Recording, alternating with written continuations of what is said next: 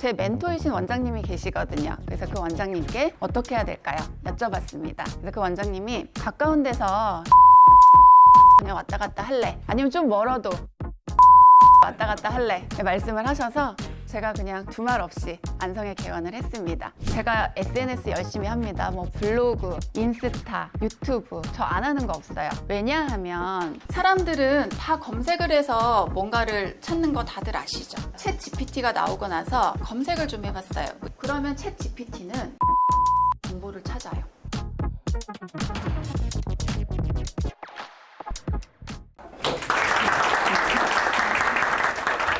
밝은 미소 SN치과 박선영입니다. 제가 인비절라인을 시작한 것이 2022년도 8월부터인데요. 그 시간 동안 저희 병원의 발전도 굉장히 있었지만 저 개인적인 발전도 정말 엄청나게 있었는데요. 물론 인비절라인이란 제품이 굉장히 좋은 제품이기도 했지만 우리 인비절라인 코리아 많은 분들이 저를 도와주셔서 이렇게 성장할 수 있었던 것 같습니다. 자, 이제부터 제가 본격적으로 여러분들에게 조금이나마 도움이 되는 그런 강의를 한번 준비를 해봤습니다.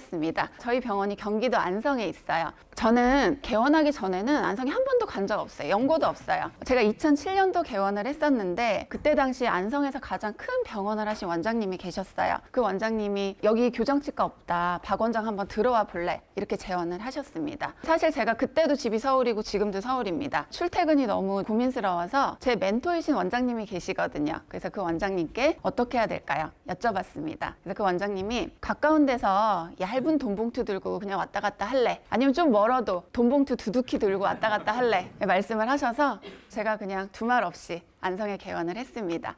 여러분께서 예상하시는 대로 처음부터 병원은 굉장히 잘 됐고요. 그래서 한 6년 정도 성공 가도를 달렸습니다. 근데 제가 지금 생각을 해보면 저희 병원이 항상 상위 1% 치과임에도 불구하고 늘 주변에 도전이 있었어요. 그래서 저희는 끊임없이 성장을 저는 생각을 했는데요. 저희 치과가 어떻게 그동안 성장을 했는지 말씀을 드려볼게요. 교정치과를 시작을 했지만 일반 진료를 하나씩 추가해 갔고요. 또 교정 진료도 하나씩 추가를 해갔습니다. 병원에서 할 수 있는 성장을 제가 기본적으로 한번 몇 가지를 나눠봤는데요. 첫 번째는 시설과 장비예요. 저희 병원 와보신 분들은 아시겠지만 꽤 괜찮거든요. 환자분들 교정 끝나고 오랜만에 오시면 지난번에도 병원이 엄청 좋았는데 지금도 되게 좋아요. 안성에서 이 병원이 제일 좋은 것 같아 이렇게 말씀을 해주십니다. 저희가 2007년도 개원하고 시기적절하게 필요한 시설들을 계속 업그레이드 해갔습니다. 그 다음이 장비인데요. 저희 치과에서 하지 않는 진료는 임플란트, 사랑니 발치 안 해요. 그리고 신경치료와 보철치료 하지 않습니다. 그 이외에 모든 장비가 다 있다고 보시면 돼요. 자, 여기까지 제가 시설과 장비를 한번 보여드렸는데요. 그 다음으로 중요한 게 시스템 구축이에요. 미백 시스템, 저희 병원에 맞는 특별한 시스템으로 지금 발전시켜서 하고 있고 또 턱관절 치료를 시작을 했습니다. 이제 여러분들이 생각하기에 치과에서 치료 한 개 더 하는 거 그렇게 어려운 일이야 이렇게 생각하시겠지만 하나 시작하려면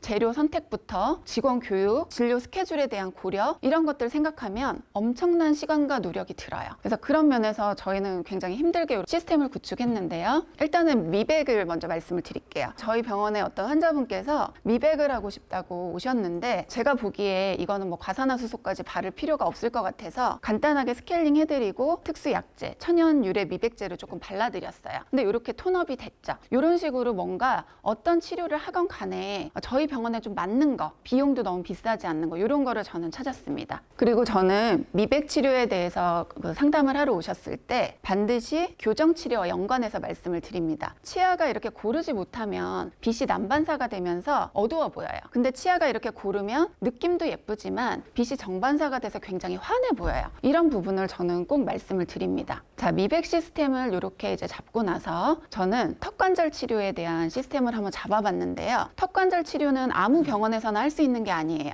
인증을 받아야 돼요. 교육을 받아야 돼요. 인비절라인도 공식 프로바이더가 있잖아요. 이것도 마찬가지로 교육이 필요합니다. 턱관절 치료의 완성은 스플린트 치료거든요. 이게 비용이 꽤 고가예요. 그래서 저는 독일제 V트랙이라는 특수 기계를 구입을 해서 물리치료를 하고 또 이렇게 스플린트 제작을 해드립니다. 그 다음에 저희 병원의 핵심 시스템입니다. 예방치료 시스템이에요.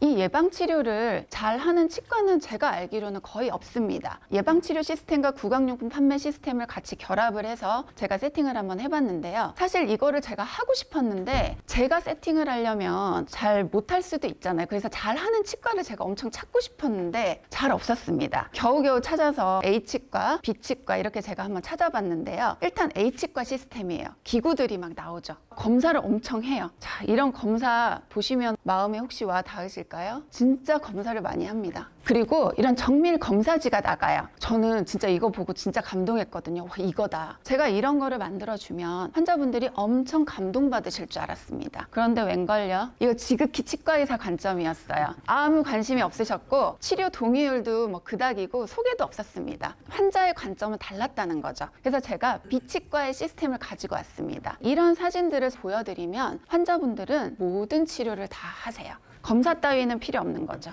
그래서 저희가 스케일링을 위한 내원을 하시면 정밀 구강 검진을 하고 여러 가지 치료를 또 하게 되고 정기 잇몸 치료로 이렇게 순환이 되는 거예요. 그럼 6개월 간격일 수도 있고 사람에 따라서는 3, 4개월 간격 방문을 하시면 환자분들에게 오실 때마다 차근차근히 설명을 드릴 수 있습니다. 100세 시대 준비하셔야 됩니다 라고 말씀을 하시면 이게 자연스럽게 치아 교정으로 넘어갑니다. 교정치과지만 잇몸관리 시스템 때문에 50대 이상의 분들의 치과 방문이 점점 증가하게 되었습니다. 이제는 교정 파트 한번 말씀드려 보겠습니다. 저희도 처음에는 간단하게 철사 브라켓 교정 정도만 시작을 했거든요. 그래서 어떻게 저희가 좀 발전을 해갔는지 한번 말씀을 드려보겠습니다. 일단 교정의 1단계 처음 개원했을 때는 기본적인 철사 브라켓 교정과 수술 교정을 했을 때도 그냥 하악 수술 교정 정도만 했었습니다. 그리고 이제 어린이 교정에서 페이스 마스크라고 주걱턱 교정 요 정도 저희가 했었고요. 핑거 스프링이라고 이렇게 반대 교합일 때 간단하게 밀어주는 거, 그리고 요거는 아래턱을 성장시켜주는 장치, 요 정도 장치를 저희는 썼습니다. 대학원에서 양악수술 교정을 굉장히 많이 공부하고 양악수술 교정 시작했습니다. 소아치과에서 사용하고 있는 악궁악장 요 장치 시작했습니다. 그리고 근기능 장치라는 거 인비절라인 퍼스트 쓰기 전에 굉장히 많이 사용을 했었는데요. 그리고 교정 치료의 4단계 인비절라인입니다. 드디어 만났죠. 사실 인비절라인을 잘 하고 있는 치과가 그제서야 보였고 인비절라인으로 성장하고 있는 치과가 저에게 굉장히 강한 동기가 됐습니다. 자, 그러면 이렇게 새로운 시스템을 도전할 때 우리가 고려해야 될 점이 있는데요. 저항입니다. 제가 많은 시스템을 잡았죠. 우리 직원들이 엄청 힘들어했어요. 원장님, 또 뭐 하시려고요? 자, 이렇게 우리 직원들이 힘들어했습니다.